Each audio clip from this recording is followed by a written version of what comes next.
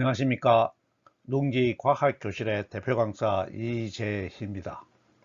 농지과학교실은 자연 현상에 대한 논리적이고도 체계적인 지식과 함께 과학을 공부하는 데 필요한 수학도 기초부터 심화까지 차근차근 제공합니다. 지난 시간까지 4가지 이동 도형의 방정식을 구하였습니다. 한 가지 도형이 정해지면 그 도형이 평행 이동이나 선 대칭 이동, 점 대칭 이동, 회전 이동 등의 방법으로 위치를 바꿔서 새로운 도형을 만들면 그 도형은 크기와 형태가 보존되었습니다. 겹칠 수 있는 것이죠. 하지만 도형의 수를 부여하는 좌표계는 변함이 없기 때문에 옮겨진 도형에 부여되는 수는 원래 도형에 부여된 수와 같지 않습니다. 도형을 구성하는 점의 좌표값이 바뀌게 되는 것이죠. 이렇게 바뀐 수에 맞는 수식을 구한 것이 이동 도형의 방정식이었습니다. 만약 어떤 평면 도형에 부여된 수가 함수 관계를 가지는 경우엔 방정식은 함수식이 되고 도형은 함수의 그래프가 됩니다. 이 함수 그래프의 형태는 도형의 방정식, 다른 말로 함수식의 내용에 의해 정해집니다. 그러므로 방정식의 내용을 변경하면 함수식의 그래프의 형태도 바뀌게 되는 것이죠. 오늘은 도형을 나타내는 함수식의 변형이 어떻게 그래프의 변형을 가져오는지 그 상관관계를 살펴보겠습니다. 구독, 좋아요, 알림 부탁드려요. 먼저 함수의 정의를 복습하겠습니다. 재생 목록 기초 수학에 함수 관련 동영상이 5개 올라가 있으므로 함수에 대해 좀 더 깊은 이해가 필요한 분은 참고하시기 바랍니다. 두 수의 집합 또는 두 개체의 집단이 있는 경우에 집합의 원소나 개체 사이에 관계를 설정할 수가 있습니다. 만약 설정하는 관계가 다음 조건을 만족하면 함수 관계라고 정의합니다. 두 집합의 순서를 정합니다. 두 집합 사이에 함수 관계가 성립할 때 첫 번째 집합을 정의역이라고 하고 두 번째 집합은 공역이라고 구분하여 부릅니다.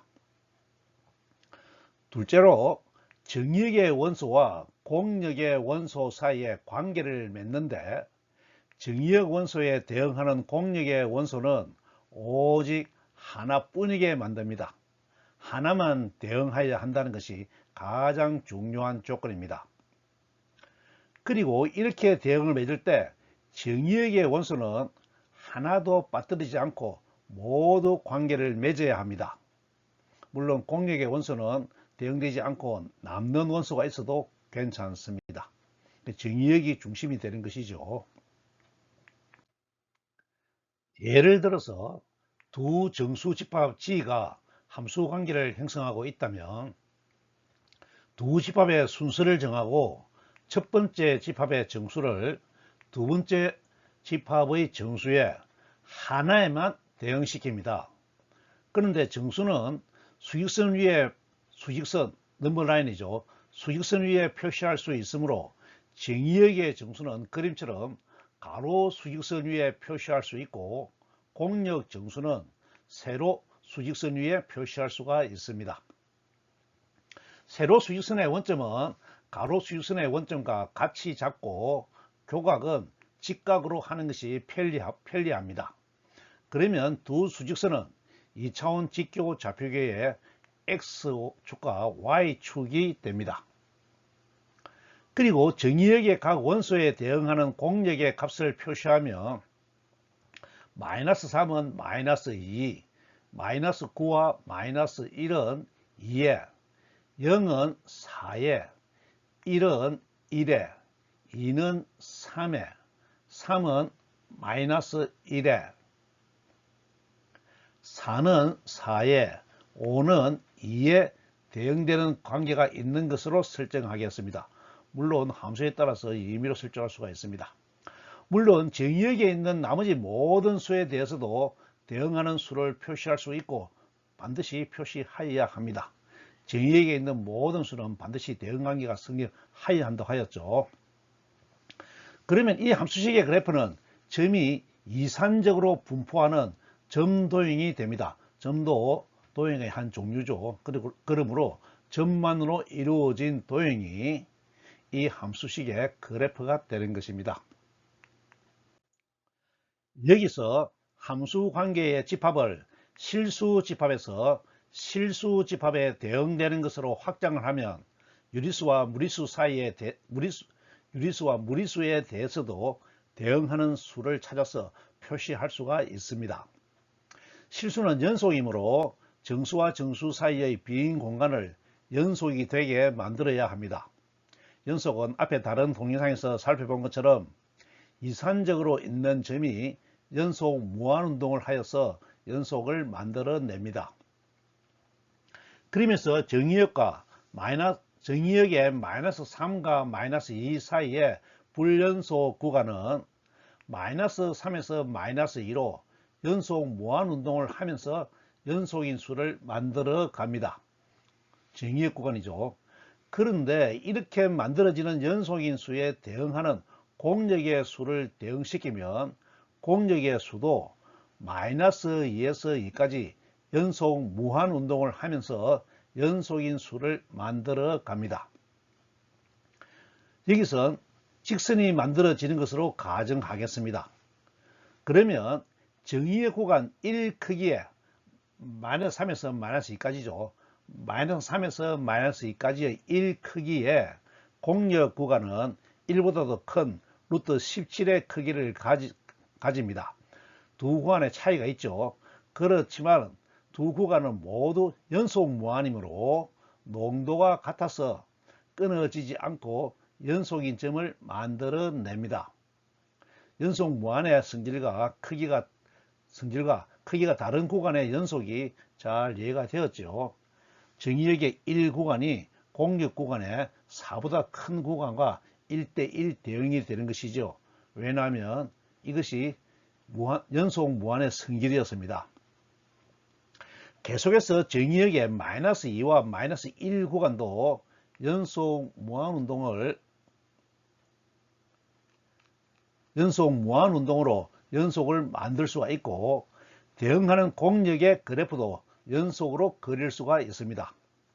이 구간에서 대응하는 공역의 그래프가 그림처럼 위로 볼록한 곡선을 그린다고 해도 그 구간도 정의역에 대응하는 연속인 구간이 됩니다. 이어지는 마이너스 1에서 0까지의 구간도 공역의 대응하는 연속 구간은 직선이 된다고 가정을 하면 그림처럼 연속인 직선 그래프를 그릴 수가 있습니다. 이어지는 정의역의 0에서 5까지의 구간은 연속 무한운동이 중간에 끊어지지 않고 계속 이어진다고 가정을 하면 공역에서도 대응하는 구간도 끊어지지 않고 부드러운 연속을 이룹니다. 그러므로 전체 구간에서 미분 가능하게 되는 것이죠. 물론 연속이 되는 그래프의 길이는 연속 무한의 성질에 따라서 농도가 같으므로 전혀 문제가 되지 않습니다. 아무리 길든 아무리 짧든 문제가 안 되는 것이죠. 어떻습니까?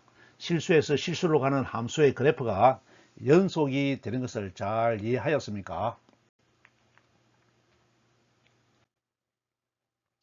실수에서 실수로 가는 함수는 반드시 2차원 평면의 그래프를 그릴 수가 있고 그려지는 그래프는 부드러운 연속선이 되는 것을 잘 이해하여야 합니다. 이렇게 연속인 그래프의 방정식은 t, x, y로 구할 수가 있습니다.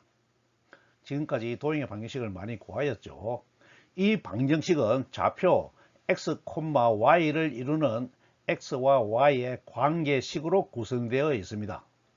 그런데 함수 관계에 따라서 변수 y의 값은 오직 하나이므로 함수 관계가 성립하려면 공역의 원수 오직 하나에만 오직 하나에만 대응하여야 한다고 하였죠.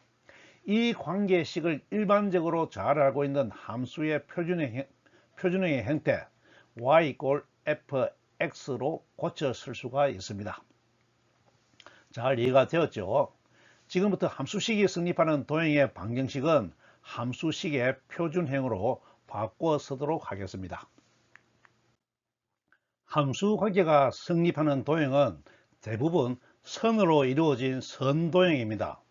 이 도형은 함수식의 그래프가 됩니다.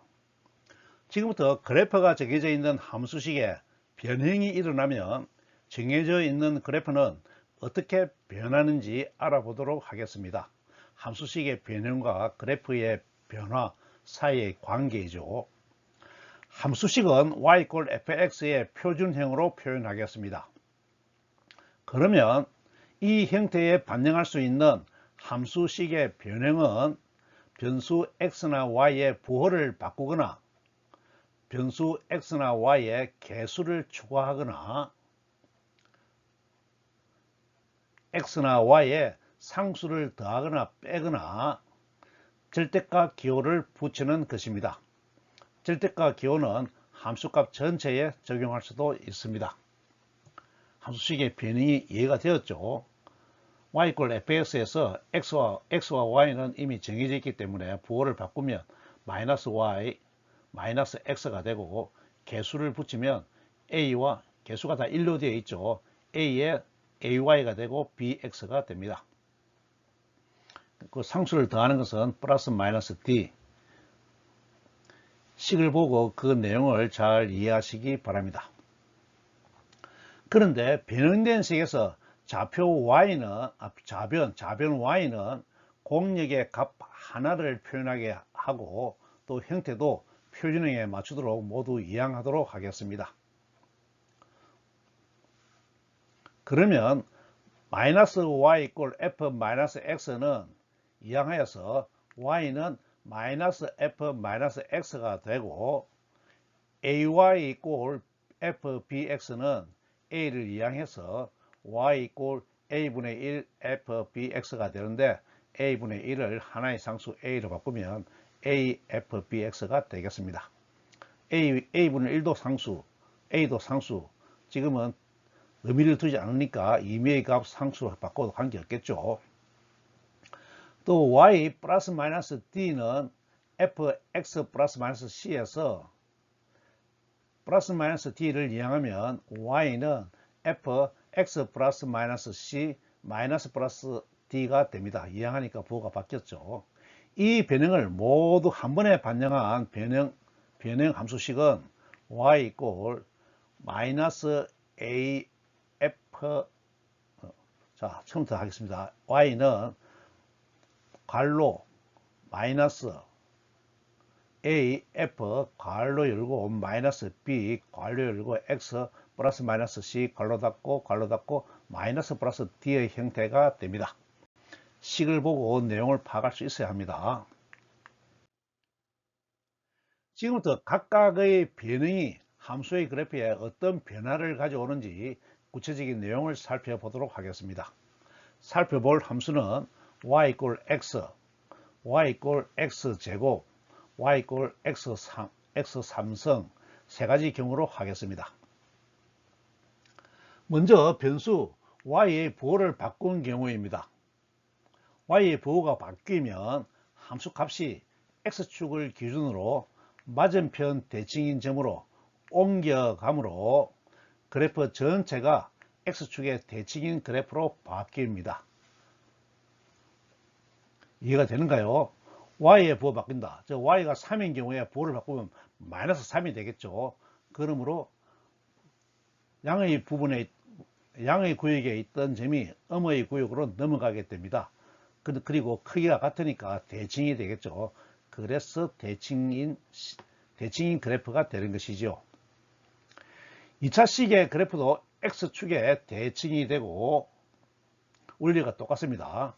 3차식의 경우도 x축의 대칭인 그래프가 그려지게 되겠습니다. 이번엔 변수 x의 부호를 변경한 경우입니다. 그러면 1차 함수식은 y 이꼴 마이너스 x로 바뀌고 2차 함수식은 y 이꼴 가로 열고 마이너스 x의 제곱은 마이너스 제곱은 플러스가 되니까 x 제곱으로 원래의 함수식과 같습니다. 3차 함수식은 y 마이너스 x의 3승은 마이너스 x 3승이 됩니다. 이 변형이 가지는 의미는 변수 x의 값에 부호가 다르고 크기가 같은 값을 대입하였을 때 대응되는 함수 값이 원래의 함수 값과 같다는 것입니다. y 값은 변하지 않았으니까요. 그러므로 변형된 함수 값과 원래의 함수 값 사이에 y축에 대해서 대칭인 관계가 성립합니다. x의 값을 넣은 값과 마이너스 x를 넣은 값이 같다는 것이죠. 그러므로 음의 구역에 있는 점과 양의 구역에 있는 점의 값이 같고 거리가 같으므로 대칭이 성립하겠죠. 이 관계를 그래프에 반영하면 1차식은 도형의 모든 점이 y축의 대칭이 되게 이동하여서 도형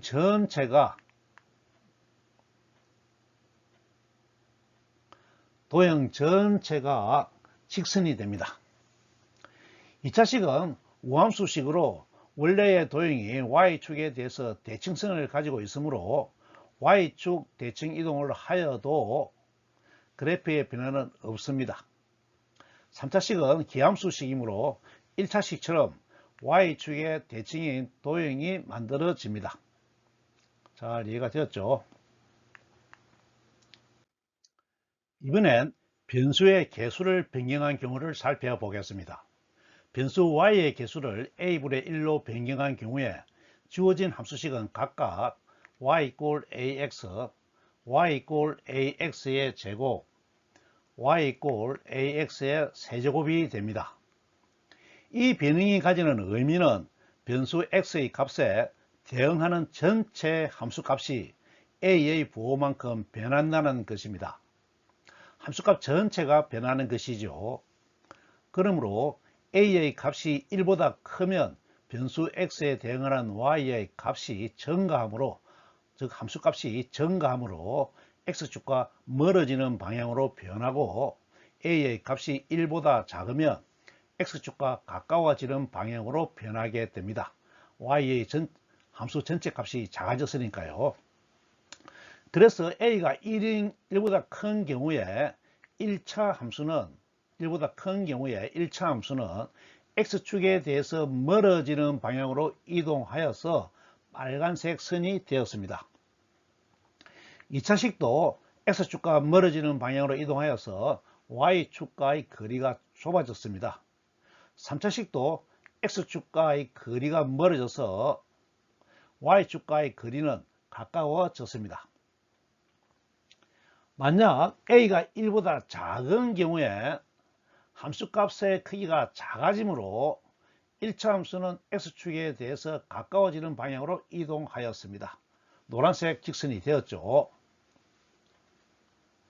2차식도 x축과 가까워지는 방향으로 이동하여서 y축과의 거리가 멀어졌습니다. 3차식도 x축과의 거리가 가까워져서 y축과의 거리는 멀어졌습니다. 잘 이해가 되었죠? 이번엔 변수 x의 개수를 바꾸는 경우를 살펴보겠습니다. 변수 x 대신에 bx를 대입하는 것은 같은 함수값을 넣는데, 즉 y를 넣는데 대응하는 정의역 변수의 크기가 x에서 bx가 된다는 것입니다. 그러므로 개수 b가 1보다 크면 같은 값 y를 넣는데 필요한 x의 값은 b분의 1이 됩니다. 즉 작아도 같은 값을 얻을 수가 있죠. x 변수의 크기가 줄어든 만큼 그래프의 형태가 축소됩니다. 반대로 개수 b가 1보다 작으면 똑같은 함수값 y를 얻는데 필요한 x의 값은 b배가 돼야 되죠. b배가 되어야 합니다. 이 경우엔 x 변수 크기가 커진 만큼 그래프가 확장됩니다. 즉 똑같은 함수값을 넣는데 0.5x죠. 0.5x를 넣은 경우에는 같은 1을 만들기 위해서 x가 2가 되어야 되죠. 그러니까 2가 되는 x 지점에 있는 y 함수값이 원래 함수값과 같다. 그러므로 그래프는 쭉 늘어나서 확장되어야 된다는 것입니다. 잘 이해가 되었죠? 주어진 함수식에 적용을 해 보겠습니다. 변수 x의 개수를 b로 변경한 경우에 주어진 함수식은 각각 y = bx, y = b제곱 x제곱, y = b세제곱 x세제곱이 됩니다. 이 식에서 b와 b제곱, b세제곱을 하나의 문자수로 바꾸면 식의 형태가 y의 개수를 변경한 것과 똑같습니다. 다만 2차식과 3차식의 경우엔 x축에 멀어지거나 가까워지는 정도가 제곱과 세제곱만큼 더 커지겠죠. 물론 앞에서 설명한 대로 x값을 기준으로 해서 그래프가 좁아지거나 확장되거나 즉 수축되거나 확장되는 것으로 이해할 수도 있습니다.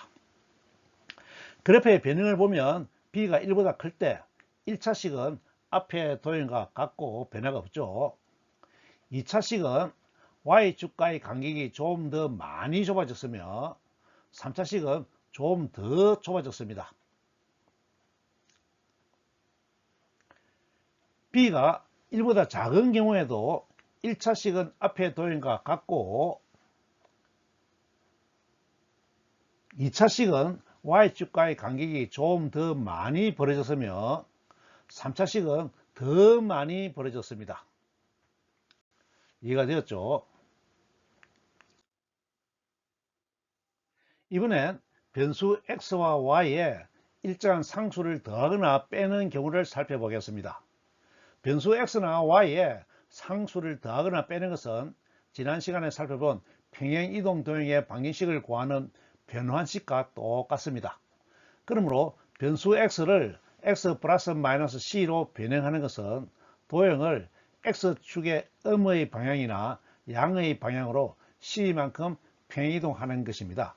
마이너스인 경우에는 양의 방향, 플러스인 경우에는 음의 방향으로 평행이동하는 것이죠. 마찬가지로 변수 y를 y 마이너스 플러스 d로 변형하는 것은 도형을 y축의 양의 방향이나 음의 방향으로 d만큼 평행이동하는 것과 같습니다. 물론 y 마이너스 플러스 d를 이항했기 때문에 전체 식에서는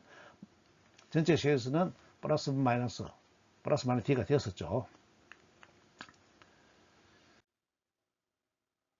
그러므로 이 관계를 도형에 반영해 보면 1차식은 y = x 플러스 마이너스 플러스 d가 되고 2차식은 y = x 플러스 마이너스 c의 제곱 마이너스 플러스 d, 3차식은 y = x 플러스 마이너스 c의 세제곱 마이너스 플러스 d가 됩니다. 이항했기 때문에 플러스 마이너스가 마이너스 플러스로 표현되었습니다. 그러므로 평행이동을 그래프에 반영하면 1차식은 x축 방향으로 마이너스 플러스 c만큼 y축 방향으로 마이너스 플러스 d만큼 평행이동하여서 빨간색 직선 도형이 됩니다. 2차식 그래프도 같은 방법으로 평행이동을 하면 빨간색 도형이 되고 3차식도 같은 방법으로 평행이동을 하게 되면 빨간색 도형이 됩니다. 잘 이해가 되었죠? 어떻습니까? 함수식의 표준형인 y = fx에 모든 변형을 반영했을 때 함수식은 y = -a f-b x 플러스 마이너스 c 마이너스 플러스 d의 형태가 된다는 것이 이해가 되었죠. 복습을 기면서 각각의 변형이 가지는 의미를 간단하게 요약하면 함수식 전체에 적용되는 a 앞에 있는 마이너스 부호는 x축에 대한 대칭을 만듭니다. 변수 y의 부호를 바꾼 것과 같으니까요. y 값이 플러스에서 마이너스로, 마이너스에서 플러스로 바뀌는 것입니다. b 앞에 있는 부호는 y축에 대한 대칭을 만듭니다. 변수 x의 부호를 바꾼 것에 대응하는 값을 구한 것이니까요. 또 함수식 앞에 있는 개수는 a가 1보다 크면 그래프를 수직 방향으로 확장하고 a가 1보다 작으면 그래프를 축소시킵니다. 함수값 전체의 크기를 조절하는 것이죠. 반면에 독립변수 x 앞에 있는 개수 b는 b가 1보다 크면 그래프를 x축 방향으로 수축하고 b가 1보다 작으면 y축 방향으로 확장합니다. x축 방향으로 확장합니다. 같은 함수값을 넣는데 대응하는 x의 값이 b배만큼 커지거나 줄어드는 것이죠. 또 독립변수 x에 연결된 플러스 마이너스 c는 그래프의 평행이동을 반영한 내용으로 플러스 부호는 그래프를 음의 방향으로 평행이동하고 마이너스 부호는 양의 방향으로 평행이동합니다. 반면에 마이너스 플러스 d는 그래프를 수직 방향으로 평행이동한 내용을 반영한 것으로 마이너스 부호는 y축에서 음의 방향으로 플러스 부호는 y축에서 양의 방향으로 평행이동한 것을 나타냅니다. 이항했기 때문에 부호가 반대로 바뀌었죠.